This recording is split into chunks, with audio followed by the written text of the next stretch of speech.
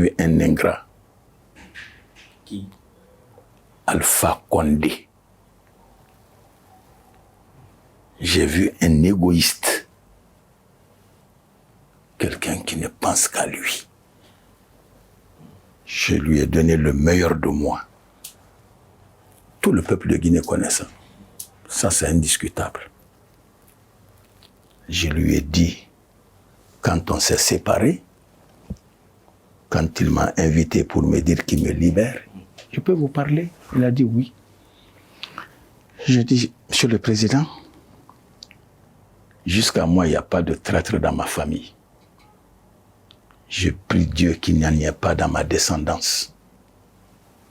Je vous ai prié. Pour l'amour de Dieu, j'ai un âge respectable. Dites-moi ce que j'ai gâté. J'ai encore du temps pour me corriger. Tu n'as rien gâté. Je n'ai rien gâté. Pourquoi vous me renvoyez? Vous ne pouvez pas me dire le mot. Je sais que vous ne pouvez plus travailler avec ces gens. C'est pour ça que je te renvoie. Donc vous me renvoyez pour leur faire plaisir. Il dit non. Aucun de ceux-là ne sera mon ministre. D'ailleurs, je veux t'approcher plus, mieux. J'ai dit, mais Monsieur le Président, est-ce qu'il y a plus proche qu'un ministre? Non, qu'un ministre de la Sécurité. Moi, je suis le ministre qui vous voit avant tout le monde, le matin, avant de venir à mon travail. Je suis le ministre aussi qui vous quitte après tout le monde le soir, avant de rentrer à la maison. Est-ce qu'il y a plus proche fonction du président de la République que le ministre de la Sécurité? Il n'a pas pu répondre. Alors je vais vous dire une seule chose. J'ai dit, je vais vous quitter. Je vais rentrer chez moi. Je vais m'asseoir. Je vais vous voir sortir. Je ne lèverai pas le pouce. Il dit, quoi? Oui. Je vous le dis avec le cœur. Grand frère, petit frère, je vais m'asseoir. Je vais vous regarder partir. Je ne lèverai pas le pouce. Je me suis levé. Je vais vers celui qui m'a amené à lui, Mori. Mori, oui. Je le trouve à son poste. Je veux lui parler. Il dit, il m'a déjà fait le compte rendu de votre entretien. Il dit, ah bon? Est-ce qu'on peut dire qu'Alpha Condé a cautionné la corruption dans la police? Je ne l'affirme pas. Il m'a amené de Dakar, où j'étais ambassadeur. Il m'a dit, redresse-moi cette situation. Vous avez voulu redresser, mais il s'est opposé en vous. Finalement. Donc on peut dire qu'il... Non, je n'affirme rien. Ce qu'il m'a dit, ce que j'ai fait... Est-ce que vous analysez la situation? Non. Qu'est-ce que votre analyse en tant que policier? Parce que je l'ai rappelé tout à l'heure, vous êtes un policier rompu à la tâche. Vous connaissez l'humain. Parfaitement bien. Alors, vous voyez cette police? Oui. Elle est scientifique. Vous voyez cette police? On évolue dedans par échelon. Chaque grade a 12 échelons. Chaque année, le fonctionnaire de la police, en temps normal, bénéficie de 2 échelons. Les cadres reconnus, les agents reconnus, méritants, peuvent avoir 3 échelons, 4 échelons. En fonction de ces positions, un agent peut faire 6 ans dans un grade pour ceux qui passent de façon ordinaire. Un agent peut faire 4 ans pour ceux qui bénéficient. Ils sortent des écoles. Et 4 ans pour ceux qui, et 3 ans pour ceux qui bénéficient de 4 échelons. Cette chaîne a été rompue avant Alpha Condé. Ça a été rompu avec la gestion de Dadis, qui n'aimait pas la police, qui a même dissous la police, qui a même confié la police de l'air et des frontières à la gendarmerie de l'air et des frontières. Une idée que nos coopérants ont rejetée. Donc ça, ce n'est pas la faute d'Alpha Condé. Donc cette discipline a amené les agents au sommet de la hiérarchie. Et les autres sont restés à la base. Alors, monsieur le ministre, Oui. Le 5 septembre, Oui, vous saviez que quelque chose allait se passer. évidemment. Vous n'avez rien dit. Qu'est-ce que je vais dire? Alors pourquoi? Vous avez trahi Alpha Condé. Je ne serai jamais un traître dans Vous ma avez dit vie. quelque chose tout à l'heure. Oui. Je vais sortir, je vais m'asseoir. Oui, Je vous verrai partir et je ne dirai rien. oui. Ça veut dire qu'il y avait des bruits de bottes déjà. Je vais vous le dire. Je vous ai dit que, en sortant, je lui ai dit qu'il n'y a pas de traître dans ma famille, jusqu'à moi. Et je prie Dieu qu'il n'y en ait pas dans ma descendance. Alpha a coupé son contact avec tout le monde, y compris moi-même, avec lequel il parlait tous les matins parce que j'étais dans les plus grandes difficultés en ma qualité de gouverneur de l'Abbé. Moi, j'ai été informé de cette agitation Du 5 septembre. du 5 septembre, sans savoir que ça va avoir lieu le 5 septembre. Mais j'ai été confirmé, j'ai eu la confirmation qu'il va y avoir quelque chose le samedi. On m'a appelé, j'étais à l'Abbé. Qui vous a appelé? Je ne dirai jamais son nom. Un indice? Non, Un policier? c'est ce que je dis. Un gendarme? Je te dis, Oui. je ne dirai rien. Ça, sa profession. La personne qui... Ça me concerne. J'étais Un au homme ou une courant. femme? Un homme. Un policier? Je dis un homme qui me dit, dites au président Alpha Condé de ne pas dormir au palais présidentiel cette nuit. Il va y avoir un mouvement. Je ne sais pas celui qui dirige le mouvement. Mais nul doute, ils vont l'attaquer, qu'il réussisse, qu'il ne réussisse pas, il va être attaqué. Dites-lui. Mais 3 jours avant, j'avais fait déjà 4 jours sans avoir son contact. J'ai appelé 3 jours avant l'événement. Je n'ai pas eu encore son contact. J'ai appelé Komolam parce qu'il était aussi un peu dans un état de santé un peu fragile. Je me suis dit peut-être qu'on l'a envoyé quelque part, on ne sait pas. J'ai eu Komolam. Komolam, le grand frère, je n'ai pas de ses nouvelles depuis 4 jours. Comment il va? Il va bien. Je viens de le quitter. Il est à son bureau. Ah bon? Très bien. J'appelle Dr Gani. Il me dit la même chose. Je dis, ah, ça c'est compliqué. Pendant ce temps, vous n'arrivez pas à le joindre. Je n'arrive pas à le joindre. Je ne le confirme pas. Mais je pense que certainement c'est Dr Gani qui lui a dit, et là j'ai Gani, cherche à te joindre depuis quelques jours, il n'arrive pas. Donc après mon entretien téléphonique avec Dr Gani, un instant après, la défense, un instant après, c'est le président même qui m'appelle. C'était pour me donner une mission à Timbi Madina. Après, j'ai dit, mais président, votre numéro là a un problème. Il dit quoi? J'ai dit, si. Nous sommes à 72 heures du coup d'État. Votre téléphone là a un problème. Il dit, qu'est-ce qu'il y a? J'ai dit, moi je cherche à vous joindre depuis 4 jours. Je ne parviens pas, c'est le même numéro là. Il dit, j'ai mis tous les appels en rejet. Lui-même, il l'a fait. Lui-même, il me l'a dit. Et j'ai crié comme ça au téléphone. Il dit, non, pour toi, si tu veux me parler, appelle Komolam. Tu vas appeler Komolam. Komolam c'est son neveu, de par la naissance, c'est le fils de son grand frère, mais qui était un des très proches de lui, au service du protocole. Quelqu'un de très sympathique quand même. Donc quand il m'a dit de lui de passer par Komolam, j'ai considéré ça comme un affront. Finalement, vous ne lui avez rien dit.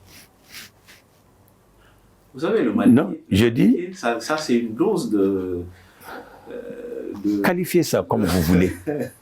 Qualifiez ça comme vous voulez. Vous êtes d'accord que c'est une dose de fierté maléquée? Je dis, oui. Qualifiez ça comme vous voulez. Quelqu'un auquel vous avez toujours apporté, il te dit, moi je suis le responsable de la sécurité. Moi, mes renseignements ne passent pas par n'importe qui. Ouais. Je ne dois parler qu'avec le président. Si le président même qui me jette à ce niveau, qu'est-ce que moi j'ai à foutre à ce niveau? Vous taisez finalement. Mais quand la chose s'est confirmée, il ne faut pas qu'il dorme. Dieu m'est témoin, c'est pour ça que j'ai dit je ne serai jamais un traître. J'ai appelé Komolam. Son téléphone ne passait pas. On m'a dit que Komolam a quitté Conakry, c'est après. Le coup d'État, j'ai su que Komolam avait quitté Conakry ce jour-là même. Le samedi. La nuit du samedi, il a voyagé par Air France, quand moi je cherchais à le joindre. Au fur et à mesure qu'on approchait, parce que j'étais en contact avec mon informateur, c'est évident. Le dispositif est en place. On démarre jusqu'à la rentrée au palais Sékou Toureya, jusqu'à son arrestation. Ce monsieur me tenait régulièrement informé. N'ayant pas eu Komolam, j'ai essayé d'appeler Dr Ghané. Malheureusement, lui aussi, son téléphone ne passait pas. Je n'ai pas dormi cette nuit jusqu'à son arrestation au petit matin et l'histoire continue. Moi, j'ai quitté l'Abbé le 7. Dès que le coup d'État a été confirmé, j'ai fait la passation le 6. Le 7, je suis monté dans ma voiture. Je suis allé à Cancan, pas à Conakry, où je suis resté 2 mois. Très bien. Oui. Le pouvoir d'Alpha Condé est tombé.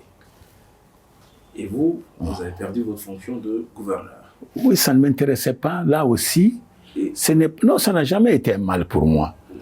Je ne voulais pas de cette fonction. Vous ne voulez pas être gouverneur? Non. Vous l'avez accepté par contre-cœur? Non, pas par contre-cœur. Pourquoi vous l'avez accepté? Par compassion. Il m'a dit, pour le même Alpha, je n'ai personne. Vous avez pitié de lui pendant ce temps, lui, il n'a pas pitié de vous. C'est ce que je dis. J'ai dit que moi, j'ai trouvé un ingrat, j'ai trouvé un égoïste. Il m'a dit devant le même Mouri. C'est Mouri qui l'a amené. Mouri dit, tu veux de lui? Il dit, mais j'ai la certitude qu'il va refuser. Mouri dit, signe. Il s'agit de la Guinée. Signe devant moi le décret, avant que je n'aille le convaincre pour qu'il accepte. Il a signé devant Mouri le décret qu'il m'envoyait. Mouri vient me voir, qu'est ton frère veut t'envoyer quelque part. N'accepte, ne refuse pas, accepte. Il a dit quelque chose, je vais vous dire la raison pourquoi j'ai pitié de lui. Oui. C'est une partie très importante de ma vie. Donc, il a dit qu'il n'a personne. Il n'a que toi. Pour cette région. C'est Alpha qui dit ça? Pas à moi directement. À Mouri, c'est Mouri qui me le dit. J'ai dit, c'est ce qu'il a dit. J'ai dit, j'accepte. Pourquoi j'ai accepté? Ça fait partie de ma vie et je garderai ça encore dans mon âme. Vous ne voulez pas le dévoiler? Non, je vais dire ça. Quand il m'a sorti du gouvernement, de ma fonction de ministre, j'ai été appelé par sa sœur aînée, paix à son âme, Hayan Sira. Un bon malin qui est petit frère. Qu'est-ce que tu as fait pour que ton grand frère te sorte du gouvernement? J'ai dit, je lui ai posé la question. Je lui ai prié de me dire ce que j'ai gâté pour que je lui présente mes excuses, pour que je me corrige. Il m'a dit que je n'ai rien fait de mal. Retourne. Dimanche, on était mercredi. Tu viens me voir dimanche. Il vient ici tous les dimanches. Je vais lui demander qu'est-ce qui s'est passé entre vous. Après, on va parler. Je suis venu. J'ai trouvé la grande sœur ce dimanche aux environs de 20h. Elle n'était pas encore couchée. Il me dit, petit frère, mon frère Alpha n'est pas un menteur. Il m'a dit que tu lui as rien fait de mal. Qu'il a voulu simplement changer. Je lui ai dit que tu as perdu le meilleur de tes ministres. Il n'a pas répondu à ça. Il dit, mais je te promets quelque chose. Il m'a promis qu'il va corriger immédiatement. Non. Je vais en soin. C'est pas terminé, c'est une partie importante dans ma vie. Je vais en soin. Si je reviens, que je trouve qu'il n'a pas corrigé, je vais corriger. Avec lui, je vais corriger. Donc reste tranquille. Petit frère, pour l'amour de Dieu, prends cet engagement devant moi. Tu n'abandonneras jamais ton grand frère. Et cette sœur est malheureusement décédée. J'ai dit, je ne l'abandonnerai jamais. Elle va, elle décède. Au petit matin, c'est le président Alpha Condé qui m'appelle. Il a appelé le même Mouri. Je ne pourrais pas aller à la maison mortuaire. Je te prie d'aller prendre ma place pour recevoir toutes les condoléances. La première condoléance que j'ai reçue, c'est mon premier ministre, Saïd Fofana, avec l'ensemble de son gouvernement, qui vient à la maison mortuaire. Donc, ces raisons ont fait... C'est pas fini encore. Oui. C'est pas fini encore. Allez-y. Il dit, à qui on présente les condoléances? La famille dit, c'est à Ella Gidiane. Il me présente les condoléances avec leur enveloppe. Il se lève, je me lève avec lui pour l'accompagner. Il me dit, mon beau, tu ne m'as jamais dit que tu es de la même famille qu'Alpha Condé. Je dis, mon beau, je jure que je ne suis pas de la même famille que lui. Il est né dans l'ouest de la Guinée. Moi, je suis né dans l'est de la Guinée. C'est le destin. Ah, jusqu'à ce niveau, ce n'est pas fini encore. Je suis dans ça. Pendant les jours avant que le corps n'arrive, il m'appelle. Tu vas aller recevoir le corps. Je suis allé avec Mouri. Il m'appelle.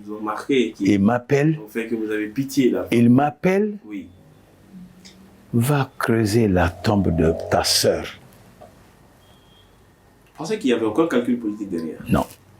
Ça, il n'y avait aucun calcul politique derrière. Je n'étais pas en fonction. Je ne suis pas de sa famille.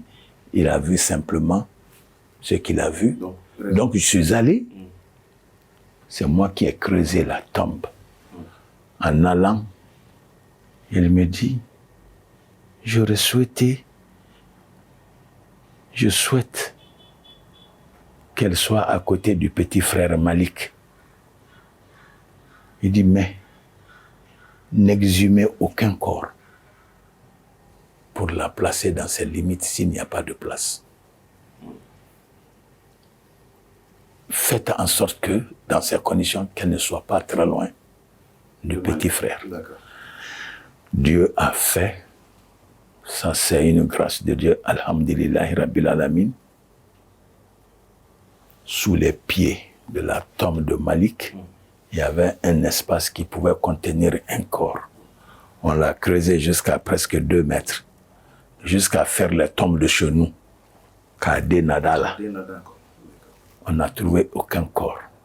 C'est moi qui ai fait ça à sa demande. Donc ça, ce sont les raisons qui ont fait... Ce sont les raisons, quand il m'a dit, quand Mouri m'a dit, il a dit qu'il n'a personne si ce n'est pas toi. Je n'ai plus cherché à comprendre. Je suis allé et Dieu m'a accompagné parce que j'ai vu effectivement que c'était tendu. C'était difficile. Alors aujourd'hui, vous n'êtes plus en fonction. Quel est votre regard aujourd'hui sur la gestion du département de la sécurité? Je dis, ceux qui gèrent ne seront jamais responsables de ce qui est dedans. J'ai connu le général Bachir. Est-ce qu'il vous consulte d'ailleurs? Il me consulte. Régulièrement? Régulièrement. Et vous lui donnez quel conseil? Ce que je dois lui dire par rapport à la question qu'il me pose. Il vous pose quelle question? Je n'aurai pas à développer, ça c'est la gestion de son département. Et il me convie à toutes les grandes cérémonies. Il me demande même de parler aux jeunes. C'est pas ça l'important. J'ai vu l'homme. Je suis le premier président de la Commission nationale de réforme des unités de défense et de sécurité sous la transition du général Sekouba Konaté. Toto m'a proposé à ce poste, je l'ai géré, Bachir était avec moi. J'ai vu un homme de grande qualité morale et professionnelle. Voilà la réalité des choses. Il ne peut pas être responsable de ce qui se passe au département. C'est que jusqu'aujourd'hui, il y a encore ces vautours, si je peux l'appeler ainsi. Comme ça.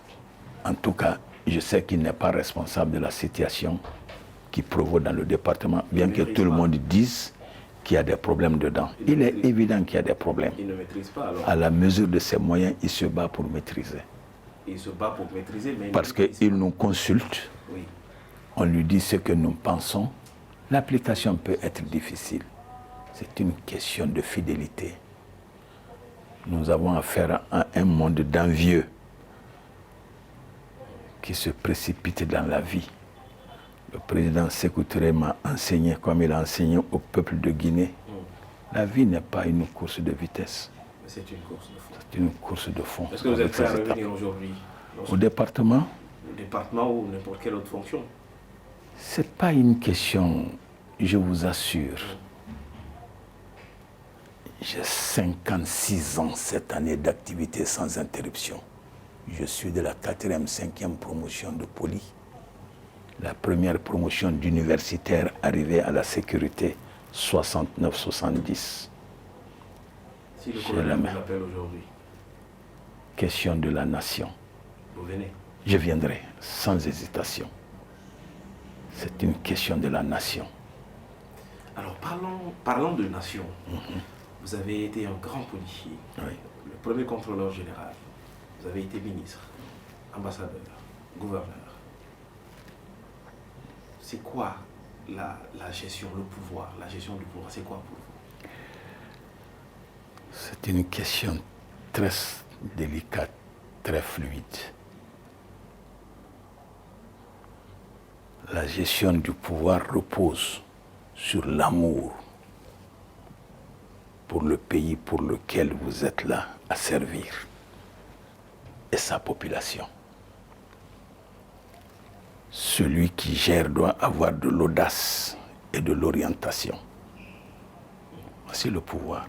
Est-ce que vous avez eu d'autres fonctions à occuper que je n'ai pas mentionnées? Vous avez mentionné les essentiels. D'autres que vous avez occupés, que vous souhaiterez évoquer? C'est ce que je dis. On dit chez nous, vouloir faire passer le singe sous tous les arbres qu'il a grimpés, son corps, il est évident qu'il va pourrir dans votre main.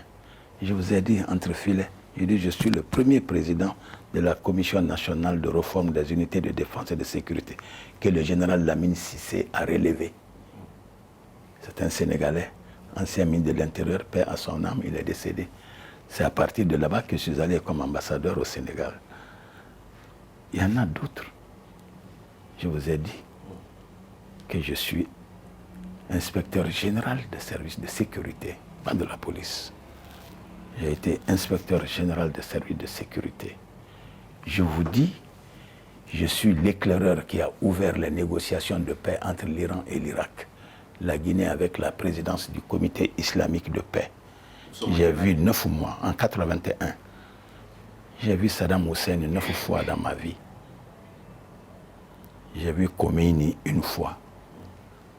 J'ai vu Abul Hassan Bani Sadr, ministre des Affaires étrangères, premier président de la République islamique d'Iran. Je l'ai vu 9 fois dans ma vie. En ma qualité d'éclaireur pour ouvrir les négociations de paix entre l'Iran et l'Irak. Ce comité était composé de 5 autres présidents. Zia-ul-Haq du Pakistan, Zia Rahman du Bangladesh, Kairaba Jawara de Gambie, Abdou Diouf qui se faisait représenter par Moustapha Niasse, Sékou Touré et Yasser Arafat était le deuxième vice-président de l'autorité palestinienne. C'est avec ces gens que moi j'ai marché pour la négociation de paix entre l'Iran et l'Irak. Après avoir occupé de hautes fonctions, ça fait quoi de perdre le pouvoir? Hein? Ça fait quoi de perdre le pouvoir? Pour moi,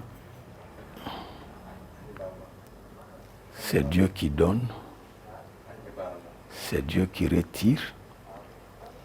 Je suis enseigné à l'école coranique. Je prie Dieu avoir la foi islamique. Dans la sourate Rahman, dans la sourate Imran, dans la sourate Muluk, Dieu dit dans la sourate Muluk, Tabarakallazi biyadil mulk wa huwa ala kulli shay'in qadir. Cette royauté-là, c'est dans ma main. Mais dans la sourate Imran, il dit je donne à qui je veux. Il ne dit pas je lui retire quand je veux, je lui arrache quand le terme est venu. Il faut avoir la foi, celui qui t'a donné, c'est celui-ci qui te l'a retiré. On ne naît pas avec ça, on se voit avec ça dans sa main par la grâce de Dieu. Si tu as cette foi, il est évident que perdre un pouvoir n'est pas la fin du monde. C'est une autre vie qui commence. Aujourd'hui, vous parlez avec Alpha Condé, dernière question. Je ne parle pas avec lui. Vous avez rompu carrément. Parce que, là aussi je vais vous dire, je suis policier. Il n'a pas cette foi que j'ai de comprendre qu'il a perdu le pouvoir et doit s'en remettre à Dieu. J'entends parler de lui dans ces petites agitations, dans ces petites mobilisations. Je le vois même sur des vidéos que des enfants viennent me montrer. Je trouve ça ridicule. Il n'a pas la foi. Il n'a pas la foi. Et quand tu n'as pas la foi, il pense qu'il peut revenir à ce pouvoir pour terminer son mandat. Il le dit, je reviendrai gérer, c'est lui qui le dit. Hein. Un homme comme ça, sans foi, ce n'est pas moi qui chercherai à parler avec celui-ci. Mamadi Doumbouya, vous parlez avec lui? Mamadi Doumbouya, je ne parle pas avec lui, mais je parle avec ses proches. Vous êtes venu juste environ 20 minutes après que j'ai quitté la présidence. Pas pour voir Mamadi Doumbouya. Mais je connais Mamadi Doumbouya depuis son père, depuis son grand-père. Le président n'est pas le fils de quelqu'un, mais son père biologique est un camarade à moi. Je suis son aîné de 2 ans environ. J'ai partagé toute ma petite enfance avec son père, que lui n'a pas vu. Sa mère même n'était pas née. Quand moi je marchais avec son père, à la fin des années 40, jusque dans les années 60, jusque dans les années 96, paix à son âme, il est décédé en 96. Oui. Alors, le dernier mot pour finir. Le dernier mot, la Guinée, de par ma compréhension, Dieu aime la Guinée. Les pères fondateurs que moi j'ai accompagnés dans ma vie, ils ont fait le sacrifice pour ce pays. Le président de la République, le premier que moi j'ai servi, j'étais dans sa chambre, j'étais dans son salon, j'étais dans son bureau, j'étais à sa table à manger et je suis avec lui dans ce déplacement. On n'a jamais fait un lundi ou un vendredi dans cette ville de Conakry sans qu'il ne fasse un sacrifice pour ce pays. Je n'ai jamais entendu Sékou Touré dire moi, ma famille, le peuple de Guinée et la Guinée, le sacrifice était pour ça. Tous les grands meetings que nous avons organisés, peut-être que vous étiez majeurs, on l'ouvre toujours par la Fatiha, une bénédiction pour le peuple de Guinée. Sous Sékou Touré, je t'ai parlé. Sous Sékou Touré. Voilà la réalité des choses. C'est un pays béni. C'est un pays que Dieu aime. Sinon, la catastrophe qui vient de se passer, pour ceux qui ont envie de prendre cette catastrophe, c'était l'implosion totale du pays. Dieu soit loué. Rendons grâce à Dieu, ça n'a pas dépassé la limite que ça atteint. Donc moi, le Guinéen doit savoir que c'est dans l'unité nationale qu'on a eu cette indépendance. Le Guinéen doit savoir que 60 conseillers territoriaux de ce pays, de Yomu jusqu'à Bouké, ces 60 conseillers territoriaux ont constitué le Conseil national de la République de Guinée. Les conseillers territoriaux nationaux de la République de Guinée. Saifoulaye en était le président. Saifoulaye était conseiller territorial de Mamou, maire de la commune de plein exercice de Mamou. Sékou Touré était conseiller territorial de Conakry, de Kaloum, maire de la commune de plein exercice de Mamou. Le jeudi 2 octobre, 60 de ces conseillers ont été invités, ces 60 conseillers ont été invités en assemblée extraordinaire le jeudi 2 octobre. 58. 3 seulement étaient absents, 57 étaient présents, sous la présidence de Saifoulaye Diallo. Ce conseil de la République a été proclamé. Ce conseil territorial a été dissous par autorité, par la présidence du conseil territorial de la Guinée française. A été installé à la place de ce conseil territorial de la Guinée française la première assemblée nationale du pays. Cette assemblée, non seulement a proclamé l'indépendance du pays le jeudi 2 octobre, a installé Sékou Touré, président de la République de Guinée.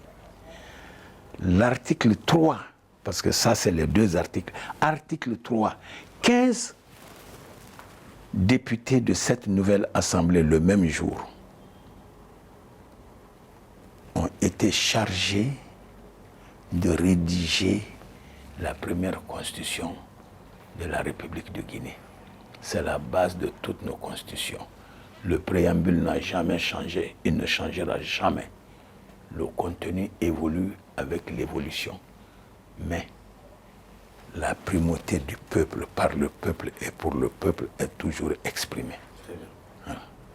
Donc je suis... Du peuple, par le peuple et pour le peuple. Toujours exprimé dans la Constitution guinéenne. Voilà, donc la politique ne doit pas être l'expression de la violence. La violence ne doit pas être l'expression de la politique. C'est un pays bâti sur l'unité nationale, dans l'unité nationale et pour l'unité nationale. Très bien. Un pays bâti dans l'unité nationale et pour l'unité nationale. Voilà les derniers mots de cette interview de El Hadj Madifi Ndiané, ancien ministre de l'Intérieur et de la Sécurité de 2014 à 2015.